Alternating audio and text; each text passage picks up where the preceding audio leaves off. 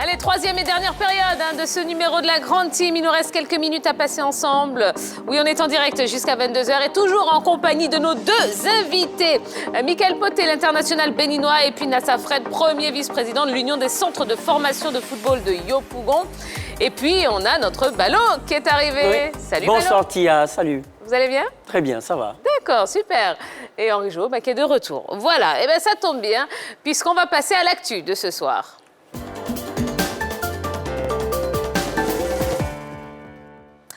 Et ce lundi, Liverpool a chuté au St. Mary's Stadium face à Southampton 1-0. Cette défaite met les Reds sous pression, d'autant plus que le club compte désormais le même nombre de points que Manchester United. Pire, les Red Devils ont un match en moins. Alors, sur les 3 derniers matchs, Liverpool n'a pris que 2 points. Qu'est-ce qui ne va pas, Ballot? Oui, il faut dire que déjà, il y a une défense centrale complètement décimée avec la blessure de Joel Matip et de Virgil van Dijk, qui sont quand même 2 joueurs majeurs de l'axe central en ce qui concerne la défense des Reds de Liverpool. Il y a aussi Naby Keita. C'est toute une longue série de blessures qui handicapent cette équipe de Liverpool, ce qui amène Jürgen Klopp à procéder par des raccourcis en alignant par exemple une défense centrale face à Southampton composée de Fabinho et de Jordan Henderson, une défense inédite qui sont censés être des milieux de terrain mais qui sont obligés de venir suppléer l'absence des défenseurs centraux. Eh bien, ça crée un certain nombre de problèmes au niveau de Liverpool. D'accord. Alors, Sir Alex Ferguson disait on ne gagne pas un titre lors du Boxing Day ou lors des fêtes de fin d'année, mais par contre, on peut le perdre. Alors, est-ce qu'on peut dire que Liverpool a perdu le titre? Et là, vous pouvez nous appeler au 21 59 93 99. Et je vais vous poser également la question ici en plateau. Alors, on commence par vous, Henri Jo. Est-ce que Liverpool a perdu le titre? Non, Liverpool n'a pas perdu le titre. C'est vrai, il y a un trou d'air actuellement du côté de Liverpool, dû à ses nombreuses blessures au niveau des joueurs. Mais Liverpool n'a pas perdu le titre, même si derrière, il y a une bonne meute qui arrive. Michael? Oui, je suis d'accord. C'est un peu trop tôt pour en parler. C'est vrai que là, c'est une mauvaise phase, mais c'est un peu trop tôt pour en parler. Et franchement, je fais confiance à ce coach Klopp que je trouve vraiment de haut niveau. Mais en tout cas, pour moi, c'est trop tôt pour en parler. Monsieur Fred, Oui, qu'est-ce que vous en pensez? rien n'est encore perdu. Parce qu'au niveau de l'Angleterre, le championnat se joue jusqu'à la dernière journée. D'accord. On a monsieur Achille qui nous appelle de Yopougon. Bonsoir, monsieur Achille. Bonsoir madame. Comment allez-vous? Oui, ça va très très bien. C'est un plaisir de vous retrouver tous les soirs. Oh, le plaisir est partagé, monsieur Achille. Alors, on parle de Liverpool ce soir. Est-ce qu'on peut dire que Liverpool a perdu le titre? Dire que Liverpool a perdu le titre, ça me surprend. Un temps soit peu, à moins que les informations que je détiens de Liverpool ne sont pas vraies. Parce que là, Liverpool est premier avec 33 points.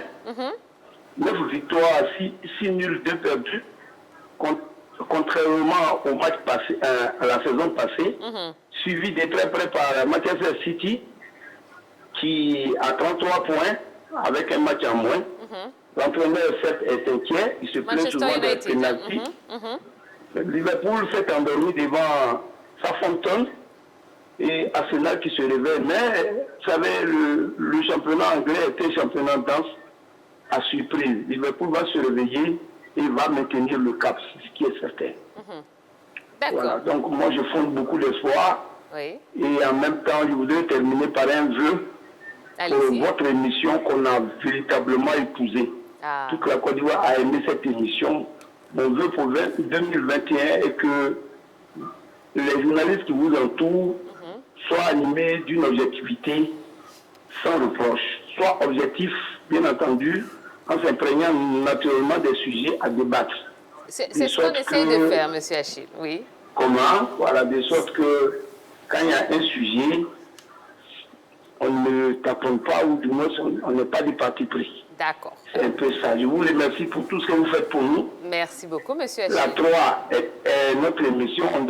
Tant qu'il n'est pas 20h30, moi, je suis toujours bloqué devant ma télévision. Eh bien, c'est très gentil. Merci beaucoup, monsieur Achille. Merci infiniment. Allez, oui. Oui, rapidement, pour revenir à ce qu'il disait en ce qui concerne la position de Liverpool, c'est que Liverpool est leader 7 avec 33 points. Mais ils sont rejoints par Manchester United Contrairement à la saison passée, à la même journée, à la 17e journée, Liverpool était leader avec 49 points, soit 10 de plus que Leicester. D'où notre interrogation de cette soirée pour répondre à M. Achille concernant ce qu'il disait. Absolument. Ballot, qu'est-ce que vous en pensez?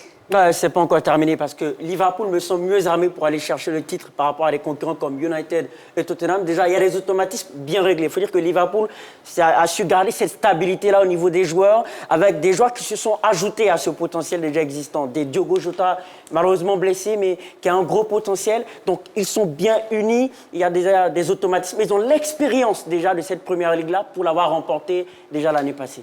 Alors, il faut mettre un petit bémol. C'est vrai, il a évoqué Diogo Jota. En début de saison, c'était souvent compliqué et c'est lui qui arrivait à décanter la situation, le jeune Portugais. Depuis sa blessure, on constate que Liverpool, quand même, a du mal à remporter des matchs, même si je ne mettrai pas, je dirais, tous les faits d'âme de Liverpool sur le compte du jeune Portugais. Mais quand même, depuis son absence, il y a du moins bien.